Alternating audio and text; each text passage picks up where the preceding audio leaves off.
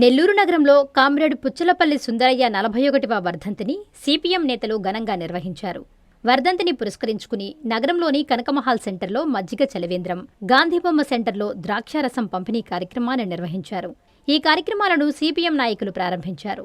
పుచ్చలపల్లి సుందరయ్య చిత్రపటానికి పూలమాలలు వేసి ఘన నివాళులు అర్పించారు. అనంతరం సిపిఎం నేతలు కత్తి శ్రీనివాసులు, వరప్రసాదులు మీడియాతో మాట్లాడారు. ఉద్యమ నిర్మాత కామ్రేడ్ పుచ్చలపల్లి సుందరయ్య అని అన్నారు. ప్రతి ఒక్కరూ సుందరయ్య బాటలోనే పయనించాలని పిలుపునిచ్చారు.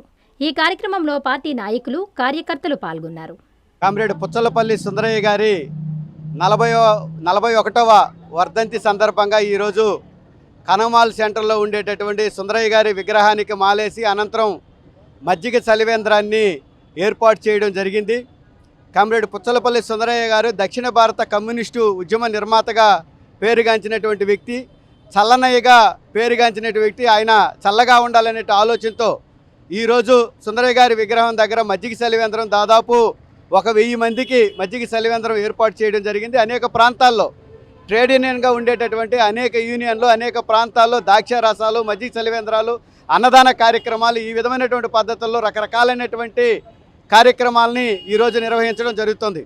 కామ్రేడ్ పుచ్చలపల్లి సుందరయ్య గారు మన జిల్లాలోని అలగానపాడులో జన్మించి అక్కడ కూలీ రేట్ల కోసం, కూలీ కార్మికులు ఎదుర్కొనేటటువంటి సమస్యల మీద అనేక ఉద్యమాలు చేసి వ్యవసాయ కార్మిక సంఘాన్ని మన జిల్లాలో స్థాపించి అఖిల భారత సంఘంగా నిర్మించినటువంటి వ్యక్తి కామ్రేడ్ పుచ్చలపల్లి సుందరయ్య గారు.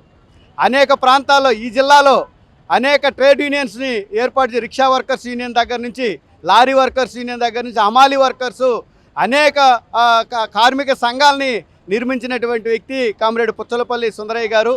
ఆయన చనిపోయి 41 సంవత్సరం అయినప్పటికీ ఈరోజు కూడా ఆయన ఆశయాలను ముందుకు తీసుకొని పోయేదానికి మేము కార్మిక వర్గం అంతా కూడా పనిచేస్తున్నాం. అదేవిధంగా మన రాష్ట్ర ఆంధ్రప్రదేశ్లో మొట్టమొదటి ప్రతిపక్ష నాయకుడిగా వ్యవహరిస్తూ ఈరోజు మారినటువంటి పరిస్థితుల్లో దాదాపు కార్పొరేటరే రకరకాలైనటువంటి పద్ధతులు లేనటువంటి ఆ రోజుల్లో కూడా సుందరయ్య గారు, కామ్రేడ్ పుచ్చలపల్లి సుందరయ్య గారు ప్రతిపక్ష నాయకుడిగా ఉండి పార్లమెంటుకి కానీ, అసెంబ్లీకి కానీ సైకిల్ మీద పోయినటువంటి వ్యక్తి కామ్రేడు పుచ్చలపల్లి సుందరయ్య గారు. నిరాడంబరమైనటువంటి జీవితం గడిపినటువంటి, ఒక భూస్వామ్య కుటుంబంలో పుట్టి నిరాడంబరమైన జీవితం గడిపినటువంటి వ్యక్తి కామ్రేడ్ పుచ్చలపల్లి సుందరయ్య గారు. ఒక ఆదర్శమైన రాజకీయ నాయకులు ఎలా ఉండాలి, అందులో శ్రామిక వర్గానికి నాయకులుగా ఉన్నటువంటి సుందరయ్య గారిని ఎలా మనం ఆదర్శంగా పెట్టుకొని మన శక్తి వంచన లేకుండా జీవితాంతం పనిచేయడమే ప్రతి కార్యకర్త నాయకుడి యొక్క శపథం తీసుకునేటువంటి రోజు ఇది. 41వ వర్ధంతి సందర్భంగా సుందరయ్య గారు ఆనాడు పార్లమెంట్లో ప్రధానమంత్రి నెహ్రూకి ఎదురుగా ప్రతిపక్ష నాయకుడిగా పనిచేశారు. దేశంలో అనేకటువంటి విషయాలు, ఒక నీటిపారుదల ఎలా ఉండాలి, ఆంధ్రప్రదేశ్లో ఎట్లా అభివృద్ధి చేయాలి నీటిపారుదల అనే దాన్ని ఆయన సవివరంగా ఆనాడు ఉన్నటువంటి పరిస్థితిని, పోలవరం ఈ రోజు కాదు 40 దశకంలోనే సుందరయ్య గారు దాన్ని రూపకల్పన చేసినటువంటి మహానాయకులు. కానీ అది కట్టడం ఈ రోజుకి కూడా చేతగాల. కానీ ఆనాడు కమ్యూనిస్టు ఉద్యమంలో జమీందారీ వ్యతిరేక పోరాటం జరిగింది, నందికొండ నాగార్జున సాగర్ పోరాటం జరిగింది, విశాఖ ఉక్కు పోరాటం జరిగింది. ఆ రకమైనటువంటి పోరాటాలతోటే ఆంధ్రదేశంలో ఏవైనా సాధించిన గొప్ప విషయాలు ఉన్నాయంటే నాగార్జున సాగర్ నీటి ప్రాజెక్టు, అలాగే భారీ పబ్లిక్ రంగ పరిశ్రమ విశాఖ స్టీల్ ప్లాంట్, ఇవి రెండు ఆనాడు కమ్యూనిస్టు ఉద్యమాల్లో జరిగాయి. 1966 నవంబర్ 1వ తేదీ 32 మంది ఆనాడు కాంగ్రెస్ ప్రభుత్వం బలి తీసుకున్నది. 32 మంది ప్రాణాలు అర్పించి విశాఖ స్టీల్ ప్లాంట్ అర్పించారు. దేశంలో మరే ప్రాజెక్ట్ అలా రాలా. ప్రాణాలు కూడా అర్పించి పణంగా పెట్టి ఒక ప్రాజెక్ట్ సాధించుకోవడం అనేది దేశ చరిత్రలో ఇదొక మలుపు రానటువంటి ఘట్టం. ఆనాడు ప్రతిపక్ష నాయకులంతా రాజీనామాలు చేసి ఆ చనిపోయినటువంటి వారికి నివాళులు అర్పించడానికి బ్రహ్మానంద రెడ్డి ముఖ్యమంత్రిగా ఆనాడు అసెంబ్లీ ఆమోదించాల. అందుకని దానికి నిరసనగా మొత్తం ఎమ్మెల్యేలు ఆనాడు 52 మంది కమ్యూనిస్ట్ ఎమ్మెల్యేలు ఉన్నారు. 68 మంది తెన్నేటి విశ్వనాథం గారు, స్వతంత్ర పార్టీ గౌతవర్ధన్ గారు, వారి వెనక 16 మంది, అందరూ కలిపి 68 మంది రాజీనామాలు చేసి బయటకు వచ్చి దాని పోరాటాన్ని తర్వాత కొనసాగించారు.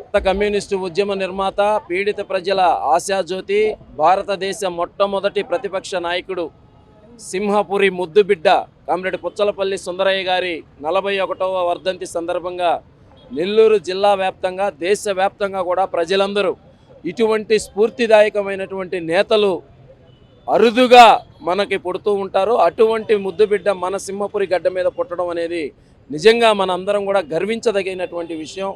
అత్యంత నిరాడంబర జీవితం, అత్యంత త్యాగశీలి అయినటువంటి జీవితం సుందరయ్య గారు గడిపారు.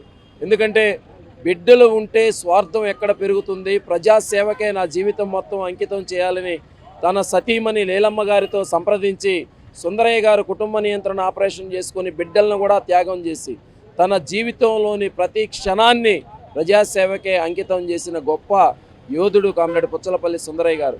ఆయన అందించినటువంటి వారసత్వం, ఆయన అందించినటువంటి ఆశయ స్ఫూర్తి, వాటిని ముందుకు తీసుకువెళ్లేందుకు ఈరోజు సిపిఎం పార్టీగా మేము నెల్లూరు జిల్లాలో ప్రజా పోరాటాలు, కార్మికోద్యమాలు, ప్రజలందరి సమస్యల మీద, కార్మికుల సమస్యల మీద రాబోయేటటువంటి కాలంలో ప్రజా పోరాటాలను ఉధృతం చేస్తాం. ఏదైతే ఆయన కలలుగన్నటువంటి సమాజం, సోషలిస్టు వ్యవస్థని ఈ భారతదేశంలో చూడాలి. దారిద్ర్యం, నిరుద్యోగం, ఆకలి చావులు, రైతుల యొక్క బాధలు ఇటువంటి ఏవీ లేని అందరికీ అన్ని అవకాశాలు ఉన్నటువంటి సోషలిస్టు వ్యవస్థ కోసం ఆయన కలలు కన్నాడు. భారతదేశంలో అటువంటి వ్యవస్థ కోసం సిపిఎం పార్టీ ఎల్లవేళలా ప్రజల్లో ప్రజా పోరాటాలు, ప్రజాసేవ కార్యక్రమాలు నిర్వహిస్తూ ఉంటుంది. దానిలో భాగంగానే ఈరోజు మున్సిపల్ వర్కర్స్ యూనియన్ ద్రాక్ష రసం పంపిణీ అని అంటే అత్యంత చిరుద్యోగులుగా ఉన్నటువంటి వాళ్ళు ప్రజలందరికీ ద్రాక్షారసం పంపిణీ సుందరయ్య గారిని స్ఫూర్తిగా తీసుకొని అటువంటి మహానేతల యొక్క అడుగుజాడల్లో మేము సైతం నడుస్తామని ఈరోజు ఇక్కడ ఈ పంపిణీ కార్యక్రమం ఏర్పాటు చేశారు. మున్సిపల్ వర్కర్స్ యూనియన్ నెల్లూరు నగర కమిటీకి ప్రత్యేకమైనటువంటి విప్లవాభివందనాలు తెలియజేస్తూ సుందరయ్య గారి బాటలో మేము నడిచి రాబోయేటటువంటి రోజుల్లో మరింత ప్రజా పోరాటాలు ఉధృతం చేస్తామని చెప్పి తెలియజేస్తున్నాం. అందరికీ అందుబాటులో క్యాన్సర్ వైద్యం ఇప్పుడు నారాయణ హాస్పిటల్లో. డిపార్ట్మెంట్ ఆఫ్ ఆంకాలజీ, మా ఆంకాలజీ నిపుణుల వైద్య బృందం doctor M Srividya, senior consultant medical oncologist doctor B Manobhiram, senior consultant surgical oncologist doctor B Gurisai Ratnapriya, senior consultant radiation oncologist. మహిళలకు క్యాన్సర్ స్క్రీనింగ్ పరీక్షలు కేవలం 1499 రూపాయలు మాత్రమే. Cancer specialist and dentist consultation. పురుషులకు క్యాన్సర్ స్క్రీనింగ్ పరీక్షలు కేవలం 999 రూపాయలు మాత్రమే. Cancer specialist and dentist consultation సంప్రదించండి. Narayana hospital, super speciality block, first floor, B3, Chintareddypalem, Nellore.